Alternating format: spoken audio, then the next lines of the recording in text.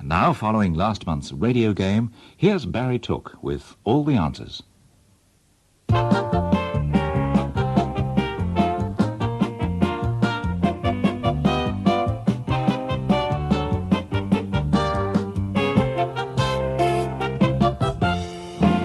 Hello. Remember our giant 60th anniversary quiz, The Radio Game? Well, quite a lot of you will, because you obeyed all the instructions, read the rules, wrote down your answers, and best of all, put them in an envelope and posted them. But for those of you who weren't listening last month, the Radio Game consisted of 60 questions about radio programmes, past and present, which we invited listeners to. Well, our first clip said it all. Get your pencil and your paper out, you're the winner if you know about the what, the where, the why and when, which and wherefore and how. Now, which and wherefore and how. Now, we know the winners without a doubt, and very soon we'll be telling you who they are. In the meantime, I'm going to give you the answers. For instance, that ditty you've just heard was the signature tune of Ronnie Waldman's Puzzle Corner. We asked you to name one of the programmes it appeared in. Well, it began in Monday night at 7 and continued its career in Monday night at 8. So either title is correct.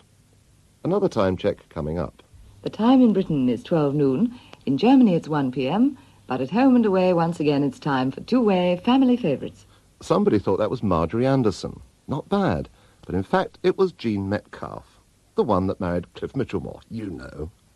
Now, because this was a family quiz, it was full of family questions, and to long-time listeners, who more familiar than the Dales, not forgetting their cat. Oh, good heavens. Yeah. What on earth have I sat on? Dr. Mitchell, you have sat on Captain. That decidedly fierce lady was Mrs. Dale's mother. We asked her name. It was Mrs. Freeman. And we asked, what did Dr. Dale call her? Well, he called her mother-in-law. The Dales, unfortunately, have gone to that great recording studio in the sky. Not so this lot.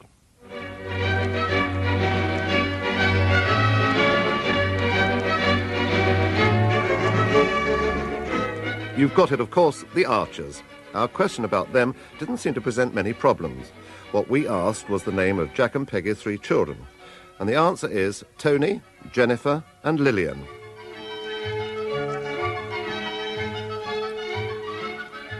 So much for the offspring of the Ambridge set. Mr. Glum's little boy, as I'm sure you know, was called Ron, and his beloved was Eth. Ron, you can't take your dad on our honeymoon. Well, you know him and his remarks. Oh, Ron. Oh, now don't cry, beloved. Look, we needn't all stay at the same hotel. We'll book a double room at one hotel and a single room at another. Well, that might be possible. Of course, Eth. Then Dad and I could meet you on the beach after breakfast. What we wanted to know was who played Ron and Eth. Well, it was Dick Bentley and June Whitfield. Ah, I see we're into relationships. My sister is by my side, and we are both going to say good night to you.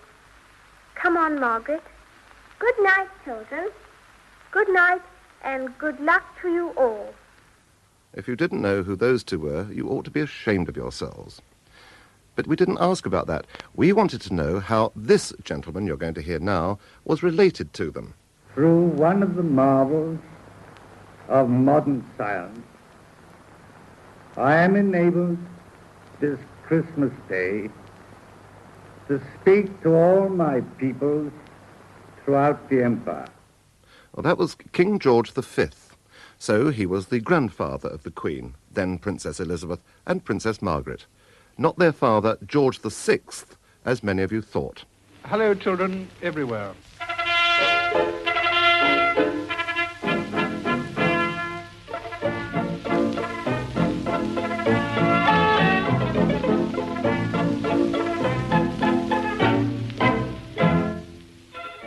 In the days when children were children, and not young people or even kids, every day at 5 o'clock they could tune into Uncle Mac, otherwise known as Derek McCulloch, saying hello to them on Children's Hour. He was a man of many parts because he played a leading role in Toy Town. Which one? Well, Larry the Lamb, of course. I'm only a little lamb, Mr. Grouser, and I didn't mean to set fire to your trousers. I'm so sorry. And I'm sorry about that. I won't attempt to imitate Psyche, the family pet in A Life of Bliss. Down, Percy Edwards. Well, that's who he was. The answer to our question number 9. And the answer to question number 10 was Elsie, Winnie, Johnny and Horace. Here's Winnie practicing her party piece. Twinkle, twinkle, little star, how I wonder what you are. Up above the world so high, like a diamond in the sky. You wouldn't think that was a bald-headed middle-aged man, now would you? Winnie was one of Harry Hemsley's imaginary family of 4, and his child impersonations were a favourite act during the 30s and 40s.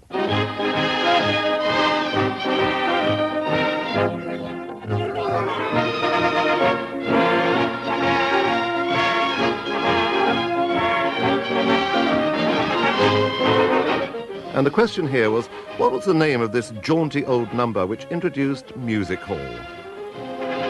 The spice of life will never die.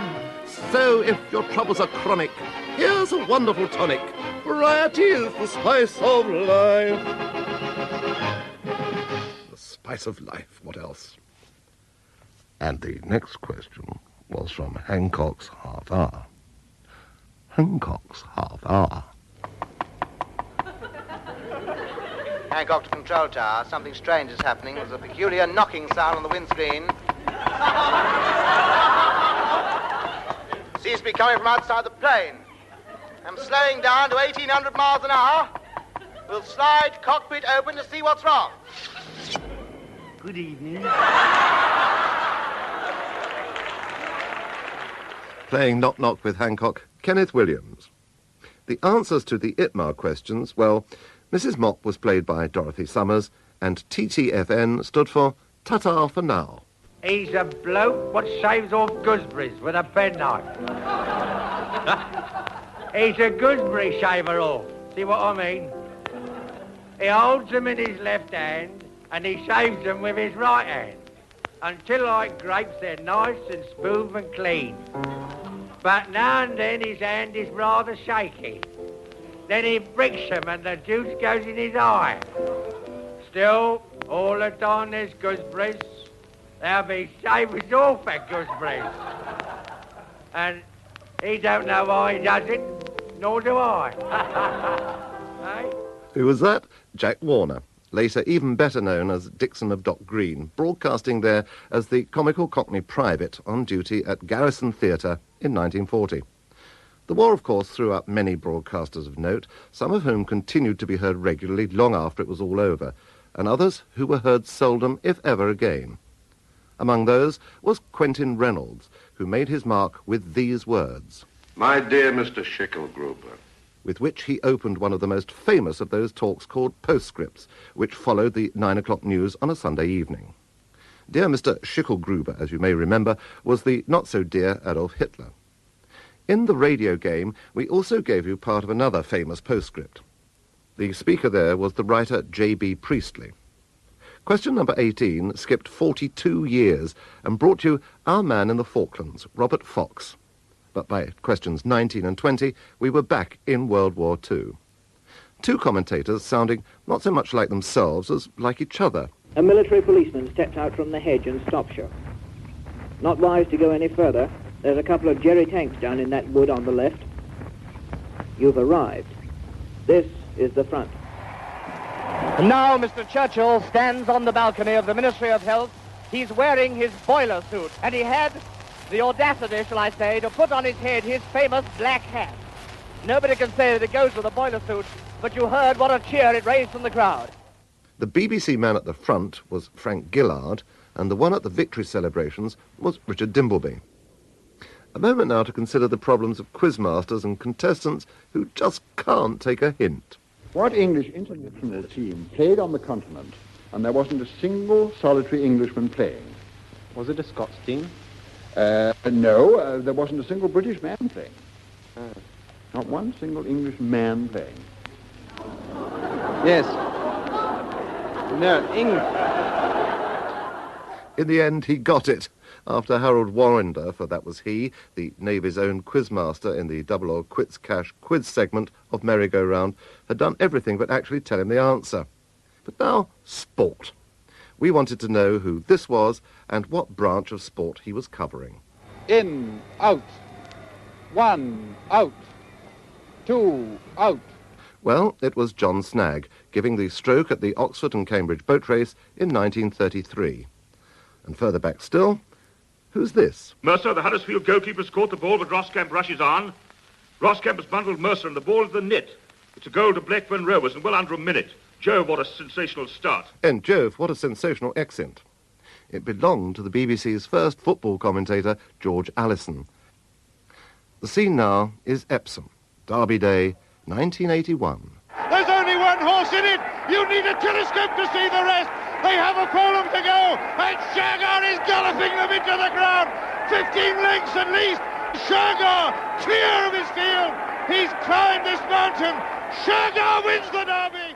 Even the youngest sports buffs should have managed that one. You're right, it was Peter Bromley. But why have one commentator when two will do, especially when they're both John Arlott? The Impressionists, Tony Fane and David Evans, did him marvellously in tandem. And with that, we greet light programme listeners with the news that at lunch, England had roast beef, Yorkshire pudding and potatoes. 1 hour since I spoke to you last, no runs have been scored and no further wickets have fallen. But this is probably due to the fact that there's been no play during that time.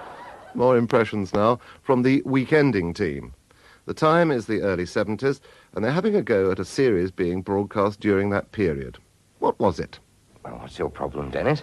Well, for a couple of years, I've been having a very happy and fulfilling relationship with the TUC. But now, my partner is threatening to break up the whole affair. And I expect you ask your partner to exercise restraint. Well, yes, I do, but... Has it occurred to you, Dennis, that you may be going through the male pay pause? If you think you've got problems, with a rather familiar-sounding problem putter getting it off his chest. But what about you? Are you sure you're all right? And how's the stomach? Is it firm and steady, or somewhat warm, or a little wobbly and a trifle windy?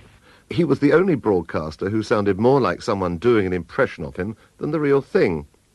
For the record, that was the real thing, the radio doctor, Dr. Charles Hill, later ennobled, and at one time our boss at the BBC. Now, radio advice comes in many forms, and our 29th question concerned the identity of this group of experts. Earthworms, change your attitude. Earthworms, eat them grilled or stewed. Earthworms, they're a natural food. We really have to learn to go to work on a worm, because it's worthwhile changing to earthworms. It's worthwhile changing to worms. Instant Sunshine, frequently on Stop the Week with Robert Robinson. And they've had their own programmes as well. Good afternoon. Good afternoon. And good afternoon to you too. Actually, it's still morning, but I suppose anything after 9 a.m. is latish for the really keen gardener. While the early birds are coming to terms with worms, the gardener is getting to grips with the sort of problems that make Sir Geoffrey Howe's job look like child's play. I suppose one of the most difficult jobs to explain over the wireless is the pruning of fruit trees. Yes, so why not tell us about something else then, like vegetable growing, say? I always think May is rather a difficult month in the vegetable garden. Days are hot, nights cold, and late frosts often appear just when everything looks like plain sailing. Well, I suppose if everything were plain sailing, we wouldn't need gardening experts, and the radio abounds with them, characters all. So who are those two, we asked? The pruner, question number 30, was Mr. Middleton, and the vegetable man with the somewhat cheerier line in Good Afternoons, question number 31, was Fred Streeter. Pip, pip, pip, pip, pip, pip. When radio has been stripped down to its essentials, when even the news is seen to be superfluous, there'll still be time checks. You heard there Mr. F. Hope Jones, who in the 1920s had the title of BBC Time Expert, performing the duties of a human pip machine. In the 1970s, our time checks became temporarily less reliable. The time is just coming up to, oh Lord, I'm as bad as Jack on this, 30, 9. The question here was, who is the Jack the Speaker is as bad as?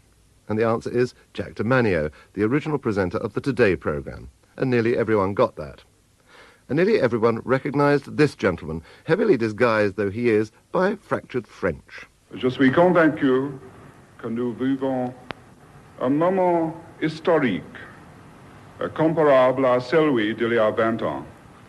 Edward Heath, Prime Minister at the time of the broadcast historique. And we stay on the subject of the less than expert with this visit to a wine tasting.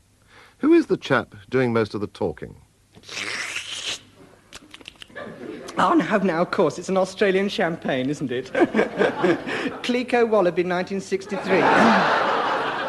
1963 and 64. They have the summer and the winter, you know. Wait a minute. It has a slight suggestion of strawberries, so it's probably, in fact, an amusing little Japanese hock. No. A Japanese Burgundy, then, a Nui-san Nagasaki?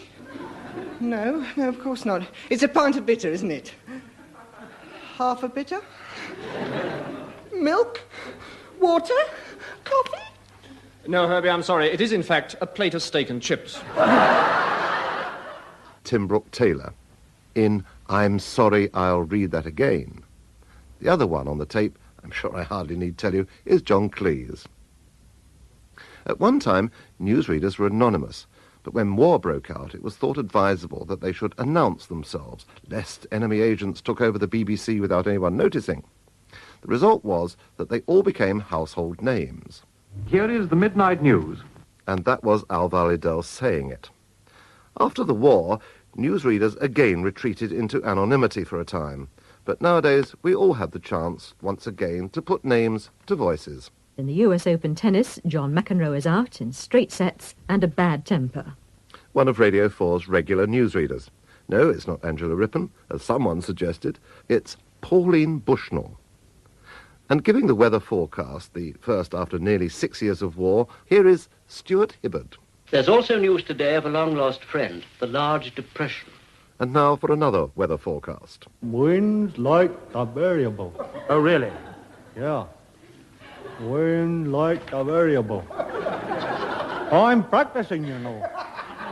Don't tell me you're applying for the post of announcer. Oh, yeah. And I'll get it, too. You see. I'm wearing a Cambridge tie. You? You were at Cambridge? Yeah. What were you doing there? Buying a tie. That, of course, was an excerpt from the kindest cult of all, The Goon Show. You were asked which goon had ambitions to become an announcer and who played him. And the answers are Eccles and Spike Milligan. And now, the answer to question 40 coming up.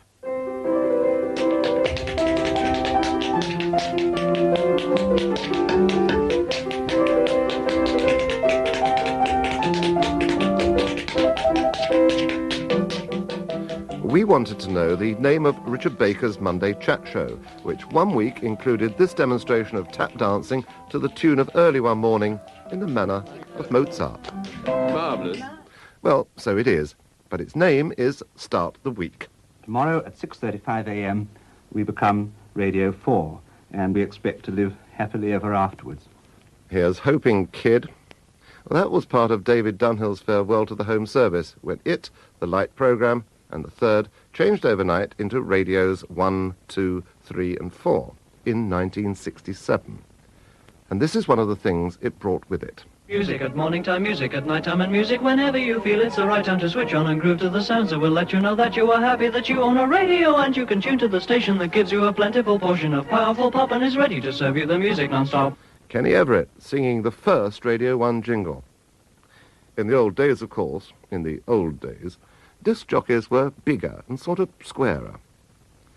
Newspaper and magazine journalist Godfrey Wynne was a regular presenter of Housewives' Choice and could also be heard giving homely, or rather stately homely, chats on Woman's Hour. I was delighted when I went out to breakfast last Thursday morning and found Kippers on the sideboard. My hostess let me in herself at the front door. She was wearing a green woolen dress, and she looked awfully real in it somehow. One of the earliest DJs, they called them gramophone recitalists in those days, was Christopher Stone. He liked to play tunes which pulled at the veritable heartstrings, redolent with nostalgia.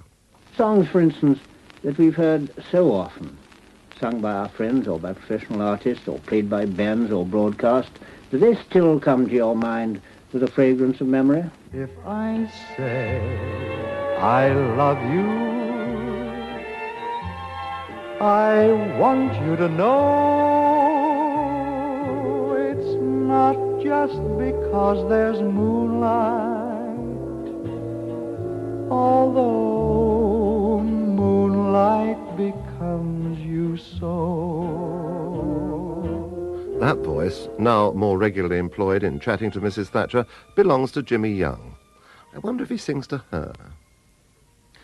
Question number 46 concerned another DJ of many modes. This is the sort of thing Radio 4 listeners hear him saying these days. Was the question, as put on the ballot form for the miners' vote, more political than industrial? Catherine Whitehorn? And this is what you heard him saying in our quiz. Journey into space. David Jacobs. The hero of Journey into Space was a character called Jet Morgan, who was played by a character called Andrew Folds, now a Member of Parliament. Still in space, we turn to a more recent saga, the much-enjoyed Hitchhiker's Guide to the Galaxy. The scene is somewhere out there aboard a somewhat truculent interplanetary bird. Hold on, I'm going to crawl along its neck with my towel. Are you crazy? Miles up on a mad bird, you're going to dry it behind the ears? You watch. Watch? I'm going to pray, man. Know any good religions? You watch. Here I go. How far have I got? How do I know, man? I've got my eyes closed. Don't you know how far you've got? No. I've got my eyes closed. Terrific. And that was Ford Prefect and Zaphod Beeblebrox, not Arthur Dent, I'm afraid, as some of you thought.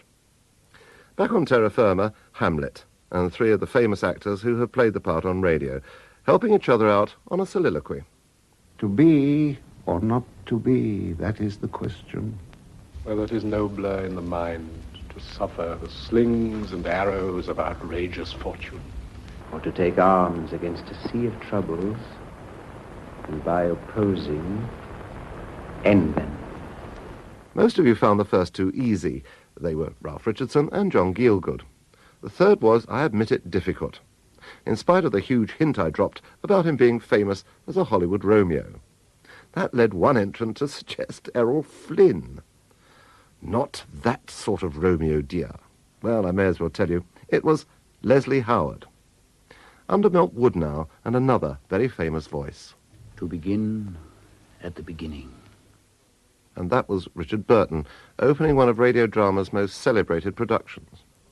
One of its most original productions was The Revenge, a play made up entirely of noises and sound effects. We asked who wrote it, and the answer is Andrew Sachs, better known, for such is the way of the world, as Manuel, the Spanish waiter in Fawlty Towers. Question number 54 was, who played the original Dick Barton special agent? It was Noel Johnson. Question number 55 asked for the identity of In Town Tonight's regular street corner interviewer. Now, we'll try another gentleman, a tall gentleman who's standing next to me. How are you going to spend your Christmas? Working. Working? Yes. Oh, that's a bad thing for a start, Yes, isn't it? yes. You're going to be on duty all the time? Yes, Well, yes. What is your duty? I happen to be the police inspector. You're a police inspector? Yes, yes. Well, I ought to warn you that anything you say will be taken down, altered, and used in evidence against you. And I ought to warn you that you want to get busy and get this crowd out of the road because we've got some work to do. Yes. That was Standing on the Corner, or rather, Michael Standing being moved away from the corner on Christmas Eve, 1938. But nowhere in broadcasting are the difficulties of interviewing demonstrated more forcibly than on Checkpoint. Leave the microphone alone, Mr. Bilby. Now, let's have some answers on behalf of a number of people who haven't actually got large quantities of money. You guaranteed to repay them, didn't you? What's a guarantee mean, Mr. Bilby? That bump for once was not the interviewer being thrown to the ground, but the microphone being disconnected. The interviewer in question was Checkpoint's award-winning presenter, Roger Cook. Do I hear the sound of music?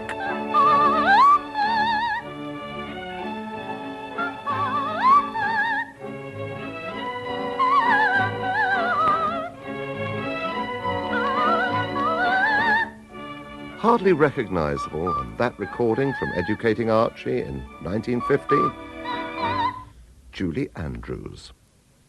And very recognisable as Vic Oliver, Peep Keyhole of High Gang. Personality number 1, Bibi Daniels. The only reason why people listen to musical numbers on this program comes from an old and very aristocratic family. She has so much blue blood in her that every time she cuts herself, she fills her fountain pen.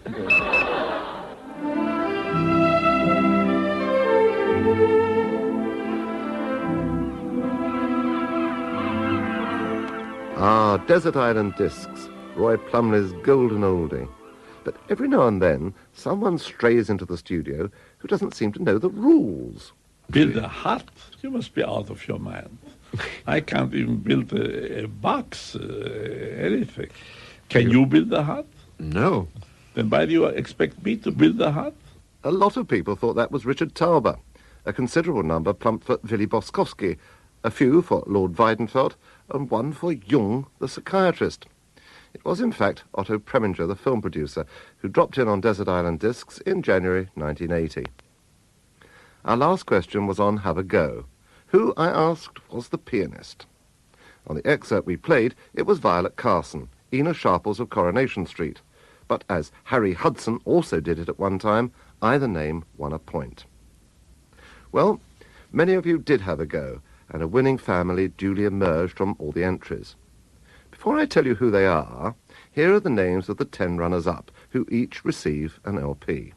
Mr. and Mrs. Talfer of St. Clement, Jersey, Peter and Liz Walker of Woodford, London East 18, the Hodgson family of St. Helens, Merseyside, Jeff and Molly Hunton family of Reading, Mr., Mrs. and Miss Gover of Leatherhead, Surrey, Mr. and Mrs. R. Klugman of Isleworth, Middlesex, Angela and John Ansell of London North 8, Mr. and Mrs. Alan Bunting of Harpenden, Hertfordshire, the residents of Dr. Pigott Lodge, Blackley, Manchester, and David, Maureen and Suzanne Collins of Paynton, Devon. And I must make special mention of Neil Stevens of Kentish Town and John Hawker and Patrick Soule of Brighton, who did exceptionally well. Now, the big winners of the £60 worth of audio equipment are the Servey family of Bradford, Tony and Janice, and Andrea and Lisa, their teenage daughters.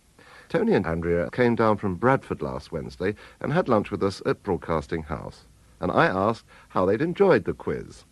Very much. Enjoyed it immensely. And did it take you long to work out the answers, or did they come straight off the top of the head? Most of them off the top of my head, and then a few struggles at the last minute. You know. Well, the whole Servey family joined in, I know, but what part did you play, Andrea? Well, I helped him with the Hitchhiker's Guide to the Galaxy question. Oh, because that's one of your favourite programmes, isn't it? Yes. Tony, you're obviously the radio buff of the family, Yes, is that right? for years, yeah. Far back as you can go. Was there any question that particularly stumped you? On the Yes, the gardening one with Mr. Middleton or... Fred Street? Fred Streeter, yeah. Did you get the commentators, the wartime commentators? Yes, I was a bit wary of the Frank Gillard and Dimbleby. They were so close together and they sounded so much alike. Well, everybody did. You had to pass a test to sound like everybody else in those days. Oh.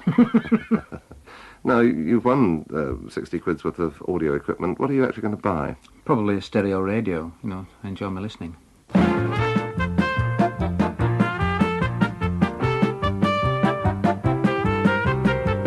Well, congratulations to all our winners, and even if you didn't enter, we hope you enjoyed listening to the radio game.